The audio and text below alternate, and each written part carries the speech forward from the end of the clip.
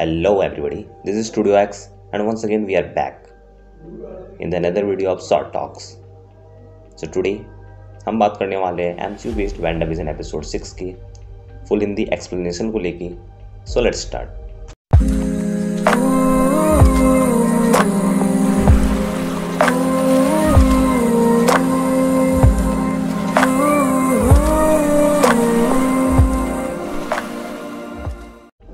सो दोस्तों, अगर आप लोगों ने WandaVision 1 to 5 एपिसोड नहीं देखा है तो go and watch, link in the I button. So start with the episode 6. तो पिछले एपिसोड में हमने देखा कि वांडा के बच्चे 10 साल के हो चुके हैं और उसके बाद उसका भाई भी पिएट्रो वापस आ चुका है. उसके बाद आता है एक इंट्रो WandaVision का और ये एपिसोड बेस्ड होने वाला है पूरा का पूरा हैलोवीन पे. फिर दोनों बच्चों का सीन आता है जहाँ पे दोनों बच्चे बहुत एक्साइटेड होते हैं हैलोवीन के लिए, लेकिन उसके अंकल अभी तक सो रहे होते हैं. उसके बाद अचानक पिएट्रो डाक जाता है और उन बच्चों को डराने लगता है. उसके बाद वांडा सीढ़ियों से नीचे आती हुई दिखती है और इस बार वो हैलोवीन के ड्रेस में रहती है. उसके जस्ट बाद भी विजन आ जाता है अपने हैलोवीन ड्रेस के साथ में और बोलता है वांडा से कि मुझे कुछ काम है, मैं तुम लोग साथ इंजॉय नहीं कर पाऊँगा, तुम लोग चले जाओ.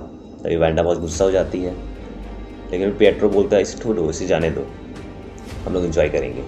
उसके कुछ देर बाद ही पिएट्रो भी अपने हैलोवीन ड्रेस में आ जाता है. उसके बाद हमें असली दुनिया का सीन दिखता है जहाँ पे वांडा ने ड्रोन फेंका था. उस ड्रोन को स्वॉर्ड वाले ले आते हैं और टेस्ट करने लगते हैं.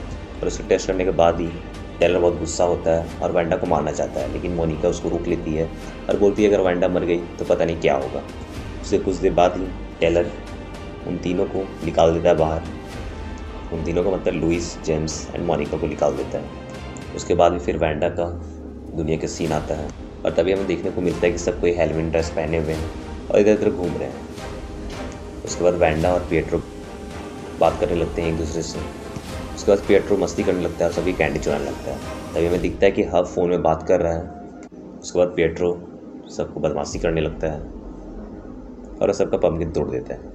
तभी विजन का सीन आता है और वह हमें दिखता है कि वो आसपास कहीं भी घूम रहा है अकेले में. उसके बाद वो एक ऐसा एरिया में चले जाता है जहाँ पे सब कोई फ्रीज हुए रहते हैं, मतलब कोई भी हिलता नहीं है और वो देख के शॉक हो जाता है.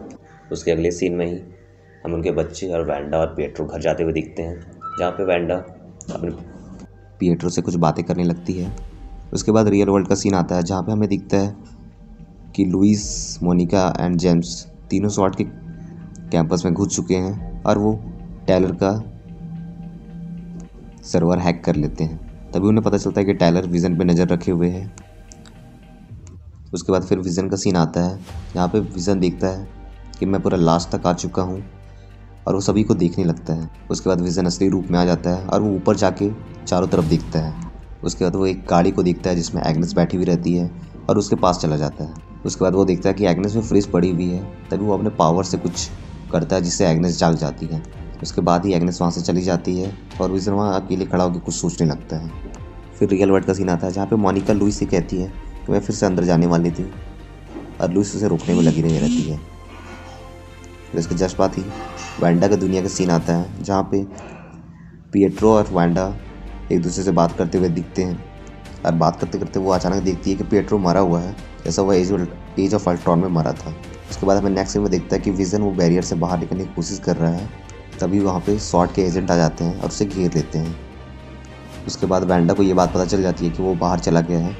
तभी वांडा अपनी असली पावर दिखाती है और उस बैरियर को बड़ा करने लगती है धीरे धीरे. उसके बाद टाइलर वहाँ से भागने लगता है ताकि वो अंदर ना चला जाए. उसके जस्ट बाद ही सीन ख़त्म हो जाता है और दी एंड. तो दोस्तों मेक श्योर चैनल को सब्सक्राइब करें ताकि आगे आने वाली समरी वीडियो आप पा सकें. तब तक ले बाय दोस्तों, बाय.